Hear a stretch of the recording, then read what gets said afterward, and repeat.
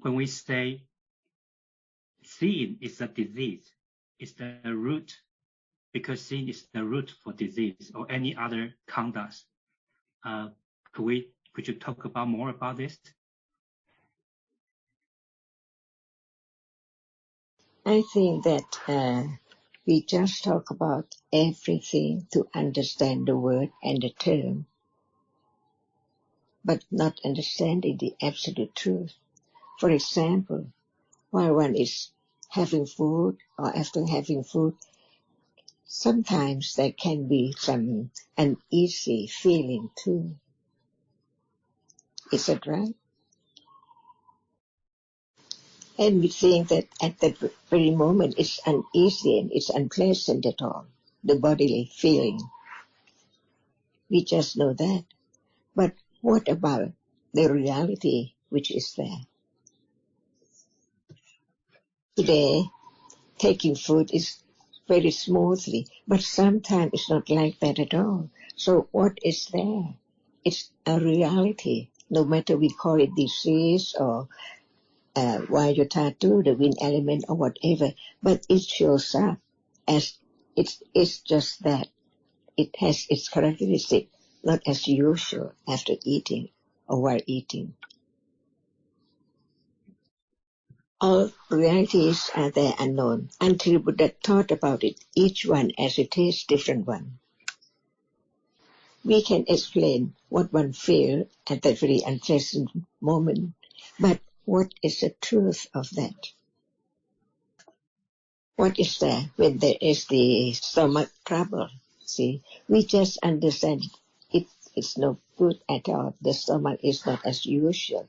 But what is there? The characteristic of a reality is there, not the word. Anyone who has such experience just know what it is without word or no, not enough word to explain, but it's there as it is. The feeling experience it, but that reality cannot experience anything at all. And we just use the word to explain, but the characteristic is not as usual when one takes food or after taking food, the stomach trouble. So it's a kind of rupa, because at that moment it does not experience anything, but it's not hard or soft as usual.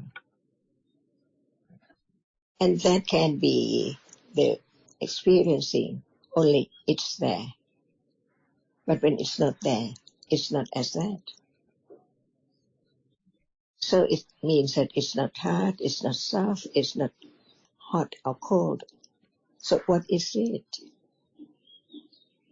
So it's kind of rupa, that which arises, has its own characteristic, but it cannot experience anything. That's the characteristic of rupa, any kind of rupa. But what rupa is there? From the teachings of the Buddha, what is that? What word he used to point out to that characteristic, which is different from other characteristics? See, what word is that? What word is used for that? Is there any word of the Buddha just pointed out to that characteristic? In Pali, it is Vayo-dhatu. But sometimes we use different words like wind element. Why do we use the word wind? It moves, right? It's not still. As much as one can know it when it's that moment of moving. So when it's time that is different from heat and cold or soft and hard, it's that which is pressure, which makes that moment uncomfortable. Is there a reality which is like that? It's there when it is there. But when it's not there, it's not that which show up as the element which is moving or pressure. The four primary rupas, that which is hard and soft, is experienced almost in a day. But through the body, that which is hard or soft, heat or cold, is a reality different from the other. We heard about the 4 primary rupas, but when any one of it appears, is there any understanding of it as not self or anything at all? And when hardness or softness is experienced, can there be moment of thinking about Vayo-dhatu? It's there, but it does not appear. So when it appears, it's not hard, it's not soft, it's not heat or cold. That's why even it's so rare, it's not easy to understand the nature of it as no thing, no one at all. So when we use the term Paramada Dhamma, Abhidhamma, or the absolute truth, it has to be the truth, not just anyone at all. And usually, so much thinking in a day, whatever is there, is the object of thinking instantly. But at the moment of understanding the nature of it, it's not thinking about it. So is there motion and pressure in the body?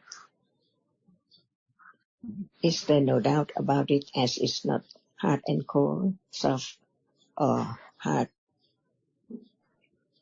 So there are diseases from the 4 primary rupas too, when it's not proper enough to be as usual. Different diseases is conditioned by different dhatu. For example, when it's conditioned by Vayo-dhatu or Apo-dhatu or Pathvi-dhatu or Tejo-dhatu. But when there's not enough understanding, it's taken for something or I thinking I'm having such disturbing situation and so on.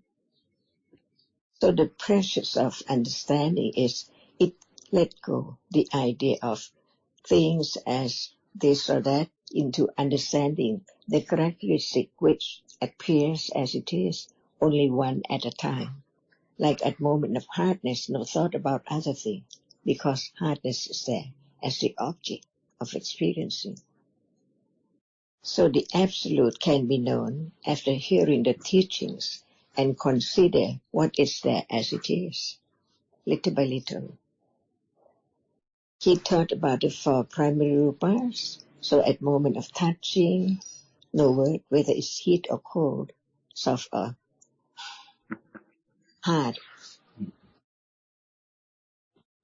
And when it's Vayo-dhatu, no word, because it's there as it is, which is different from soft or hard.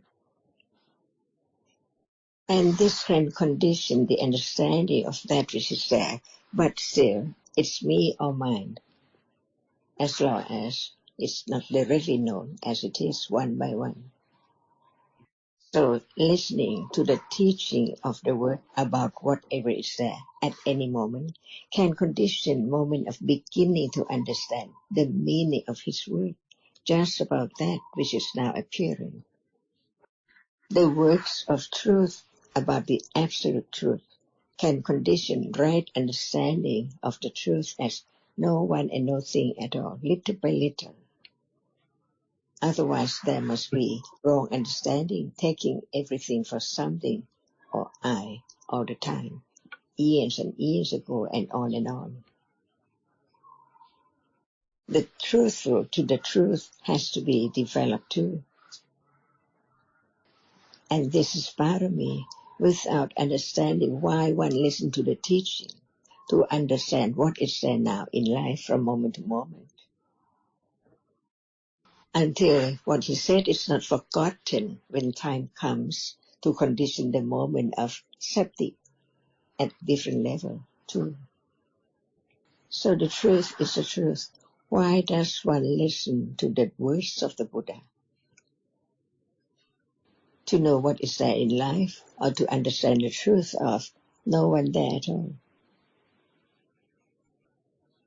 Otherwise, there cannot be condition for direct awareness with understanding of that which is now appearing, develop little by little, so very little at a time. The truth is so very subtle, very deep, but it can be understood from now, little by little. Otherwise, how can the moment of enlighten the truth of this moment? Is there still a question about the Vayo-dhatu or disease, bodily or mentally?